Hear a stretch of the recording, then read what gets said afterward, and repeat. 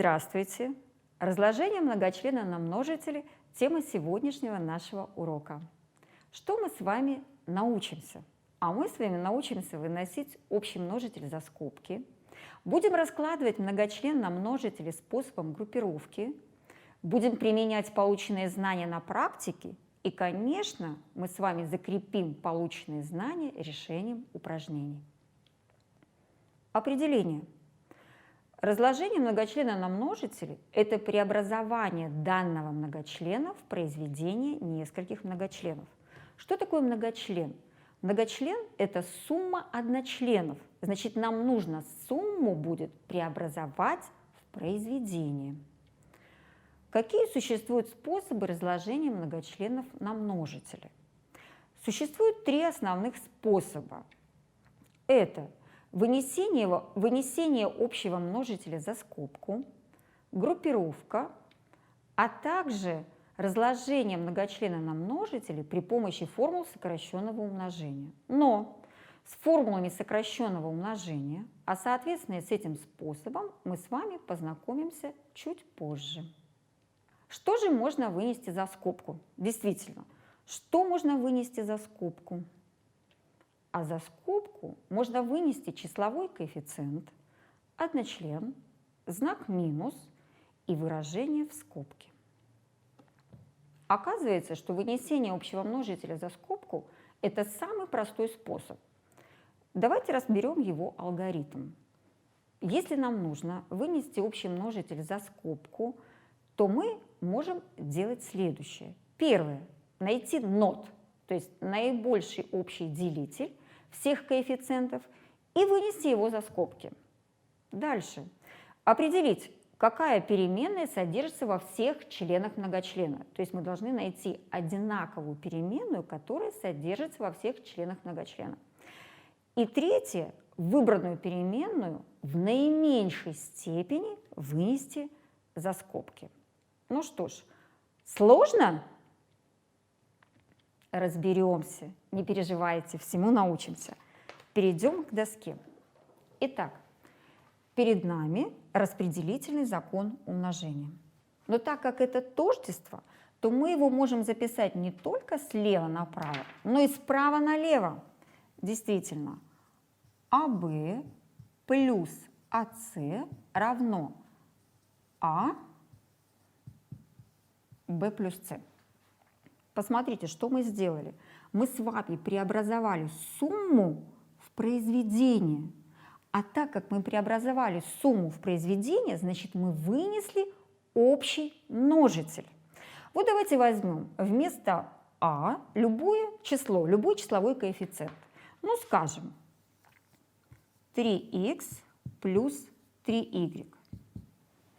Таким образом, мы научимся выносить за скобки числовой коэффициент. Посмотрите, в данном случае пример легкий. Почему? Потому что числовой коэффициент одинаковый. Мы видим 3, 3. Выносим 3 за скобку. Что в скобке остается? Раз тройку мы забрали, здесь остался х, плюс тройку мы вынесли, остался y. То есть таким образом мы вынесли числовой коэффициент за скобку. Рассмотрим следующее выражение. Минус 5х минус 5y. Почему я хочу обратить ваше внимание на этот пример? Потому что мы сейчас будем выносить с вами число с минусом. Минус 5. Видите, оно одинаковое для первого и второго слагаемого. Значит, я вынесу минус 5. Но вот здесь нужно запомнить, если мы за скобку собираемся вынести знак минус, то мы должны в скобках поменять все знаки на противоположные. То есть, соответственно, минус я меняю на плюс, и у меня остается х. Минус поменяется на плюс, и останется y. Мы вынесли за скобку число с минусом. Обратите внимание, если мы выносим за скобку отрицательное число, то в скобках мы должны все знаки поменять на противоположные. Давайте рассмотрим следующий пример. минус 6а квадрат минус 15b. Задание аналогичное. Вынести за скобки общий множитель. В чем отличие третьего примера от двух предыдущих?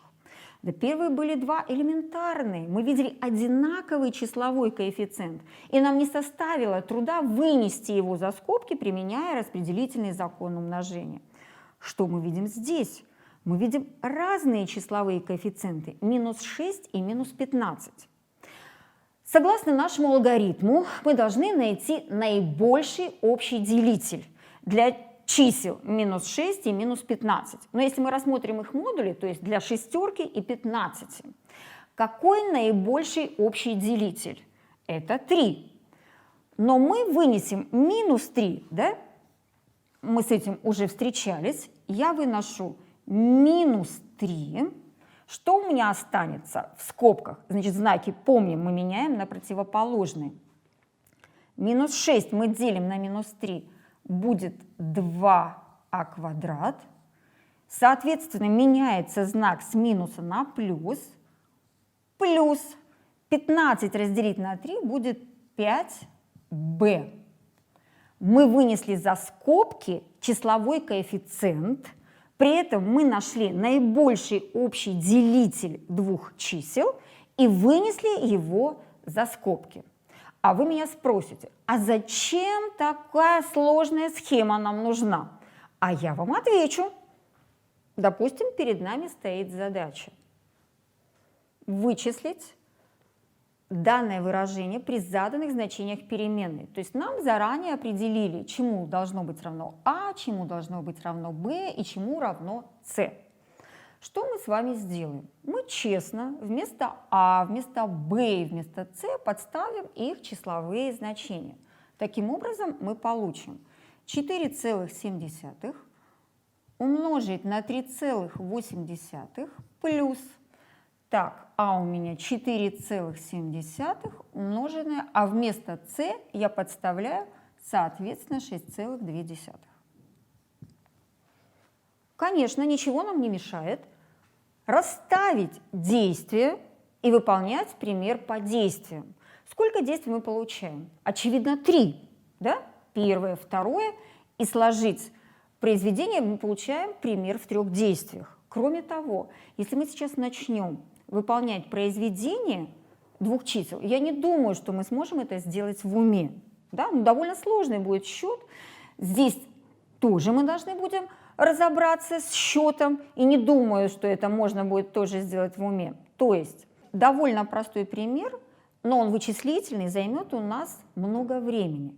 Мы можем этот пример упростить. Если внимательно посмотреть на выражение, что мы видим? Мы видим одинаковые числовые коэффициенты 4,7. А мы же уже умеем выносить общий множитель за скобки. Значит, 4,7 я вынесу за скобку. Что останется в скобках? Останется сумма 3,8 и 6,2. В чем мы выиграли? Ну, во-первых, действий стало меньше, хотя бы на одно, но меньше. Первое действие, второе действие, да? Уже в этом плюс. И кроме того, обратите внимание на счет. Равно 4,7 умноженное 3,8 плюс 6,2 – это 10. Ну, умножать на 10 – это же одно удовольствие. Когда мы 4,7 умножим на 10, мы получим 47. Мы решили пример путем вынесения общего множителя за скобки. Посмотрите, мы, во-первых, сократили порядок действий, это раз. И, во-вторых, мы счет произвели устно, это 2. Следующее задание – представить в виде произведения. То есть, говоря другими словами, разложить на множители. Смотрим на числовые коэффициенты. На них мы всегда обращаем внимание в первую очередь. 5 и 8, их наибольший общий делитель равен единице. Поэтому мы общий множитель у числовых коэффициентов выносить не будем. Смотрим, у нас есть одинаковая буква а в квадрате и а в кубе. можно предложить вот такой вариант, как вариант решения. Значит, 5а я распишу как а квадрат, я распишу как а умноженное на а минус 8. И, соответственно, а в кубе можно записать произведение 3 раза буквы а. Что мы видим? Мы видим вот абсолютно одинаковые множители. Они встречаются и в первом, и в втором выражении. Значит, я выношу их за скобку, а квадрат. Что остается в скобках? А в скобке у меня останется 5. Это произведение я же уже вынесла. Минус 8 я вынесла а умноженное на а. И у меня, соответственно, остается 1а. Таким образом, я вынесла одинаковую букву за скобки. Но если степень будет гораздо больше, мы же не будем так постоянно расписывать. Это я вам показала в первый раз, как это делается. Возьмем другой пример. Те же самые числовые коэффициенты, например, 5а в 9 минус 8а, ну пускай степень будет 15. Существует следующее правило. Одинаковая буква, а у нас она одинаковая, выносится в самой маленькой степени. Соответственно, здесь у а степень 9, а здесь 15. Сравнивая 9 и 15, очевидно, что 9 степень меньше. Я выношу а в 9 степени. Что у меня остается в скобках? 5. А в 9 я уже забрала, как общий множитель, минус 8. Теперь давайте посмотрим, что останется. Было а в 15 степени, мы вынесли а в 9 степени. Значит, когда мы выносили общий множитель, это действие можно сходно с действием деления. А в 15 разделить на а в 9. При делении степеней основание остается прежним, а степени вычитаются. То есть я 15 отнимаю 9, и у меня остается а в 6. Еще раз. Когда мы выносим одинаковый буквенный множитель, посмотрите внимательно, одинаковый, то он выносится в самой наименьшей степени. Вы определяете, какая степень самая наименьшая, и забираете эту степень. И дальше идет счет того, что остается. В данном случае 5 минус 8а в 6. А правильно ли мы выполнили разложение на множители? Можно ли это как-то проверить? Конечно, можно. Давайте мы сделаем произведение, то есть методом фонтанчика. Что мы получаем? Мы получаем 5а в 9 минус 8а в 15, потому что при умножении степеней с одинаковыми основаниями основание остается прежним, показатели степеней складываются. Мы получили исходное выражение, то есть мы абсолютно верно справились с примером, мы вынесли общий множитель за скобку. Продолжим работу. Нам нужно разложить на множители или вынести общий множитель. Смотрим на числовые коэффициенты 12 и 18. Их наибольший общий делитель 6. Именно его я и вынесу за скобки. 6. Теперь будем разбираться с буквенными выражениями. Общий значит одинаковый. Какая у нас одинаковая буква? X, X. Она и у первого многочлена, и у второго многочлена встречается. Что я не могу сказать про Y. Она только здесь, здесь ее нет. Значит, мы выносим одинаковую букву X. Определяемся, в какой же степени мы должны ее вынести. Еще раз, если мы выносим общий множитель буквенный, мы его выносим в самой наименьшей степени. 10 и 5. Меньшая степень 5. Так, ставим умножение. Что у нас останется в скобках? 12 разделить на 6 будет 2. Х в какой степени? Была 10 степень, мы вынесли, то есть поделили на х в пятой. 10 минус 5 будет 5. Остается 2х в пятой минус 3. Х в пятой мы вынесли как общий множитель, и у нас осталось только y. Ребят, еще раз, посмотрите, с числовыми коэффициентами мы уже разобрались, одинаковая буква. Я взяла ее в пятой степени, и дальше, соответственно, посмотрите, что осталось. Если вы хотите сами себя проверить, правильно ли вы вынесли общий множитель за скобки, нужно просто перемножить два выражения, и мы должны получить исходное выражение. Мы идем дальше. Вынесем общий множитель в следующем примере. 4 и 6. Наибольший общий множитель, очевидно, 2. Теперь здесь уже у меня идут две буквы одинаковые. Посмотрите, x, x, ну и y встречается дважды. То есть это общие буквы. Разбираемся с буквой x. X в квадрате мы выносим как общий множитель. Y в квадрате и y в кубе. Y выносится в самой меньшей степени, соответственно, для данного примера это y во второй. Что у нас остается? У нас останется 2. X квадрат и y квадрат мы вынесли как общий множитель, минус 3y. Еще раз, x квадрат мы вынесли полностью. Почему остался y? Была третья степень, вынесли вторую степень, y в третьей, деленное на y во второй, будет просто y. И давайте рассмотрим числовой пример. То есть нам нужно вычислить значение заданного выражения. Можно, конечно, решать в лоб, то есть прямо взять и произвести счет. То есть 167 возвести в квадрат, потом 167 умножить на 67 и вычесть из первого в второе. Но по времени. И КПД это займет очень много нашего времени. Что мы можем сделать? Мы можем вынести общий множитель 167. Так? Было 167 в квадрате, я вынесла 167, у меня останется 167 минус 67. Стало ли проще? Несомненно. 167 я умножаю на сколько? На 100. Умножать на 100 тоже одна радость.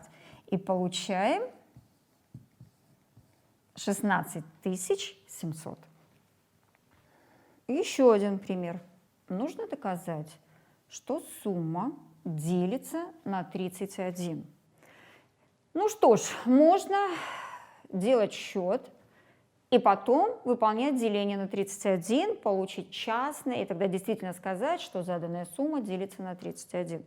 Но мы-то с вами так делать не будем. Мы же умеем выносить общий множитель за скобку, поэтому мы поступим таким образом. 3 в 9 плюс 3 в 7 плюс 3 в 6. Есть ли здесь общий множитель? Да, здесь есть общий множитель. Это 3. В какой степени? Наименьшая из всех степеней – это шестая степень. Что остается в скобках? Было 3 в 9, мы вынесли 3 в 6, останется 3 в кубе. Плюс 3 в 7 мы вынесли 3 в 6, останется 3. И обратите внимание вот на что. Если мы вынесли все выражение 3 в 6, то здесь не будет 0, как многие думают. Здесь останется единица, потому что 3 в 6, если мы поделим само на себя, останется единица. Еще раз, если у нас было 3 слагаемых, и в скобках должно остаться ровно 3 слагаемых. Ну а теперь посчитаем. 3 в 6 умноженное 3 в кубе – это 27, плюс 3 и плюс 1. Получаем 3 в 6 умноженное на 31. Мы получили произведение, где один из множителей и есть число 31. Соответственно, все произведение будет делиться на 31. То есть мы доказали, что заданная сумма делится на 31.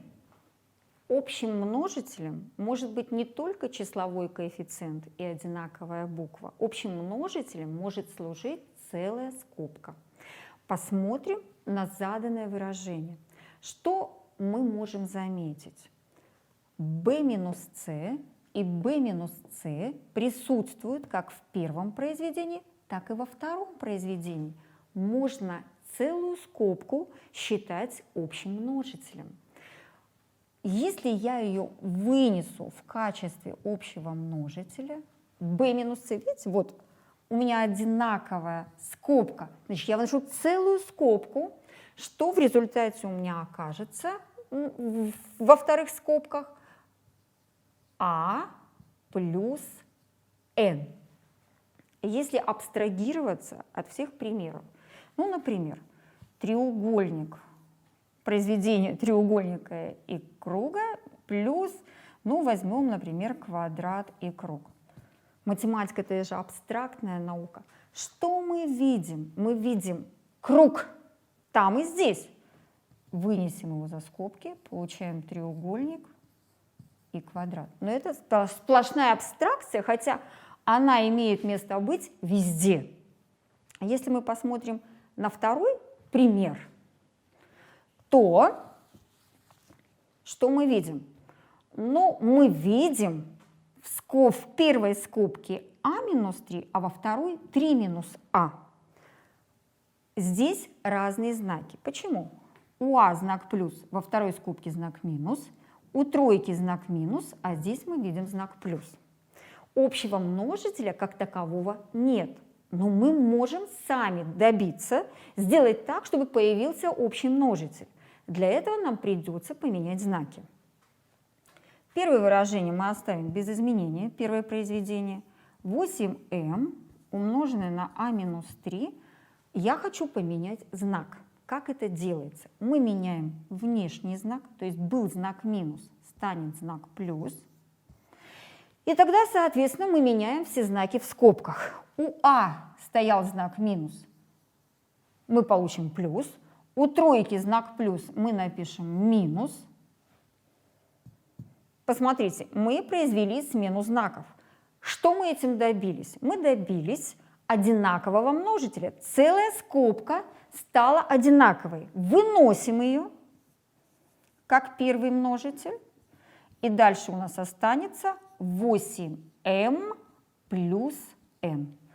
То есть за скобки можно выносить числовой коэффициент, буквенное выражение и даже целую скобку. Нам остался единственный способ группировки, который мы запланировали на этот урок. В чем заключается способ группировки? Алгоритм.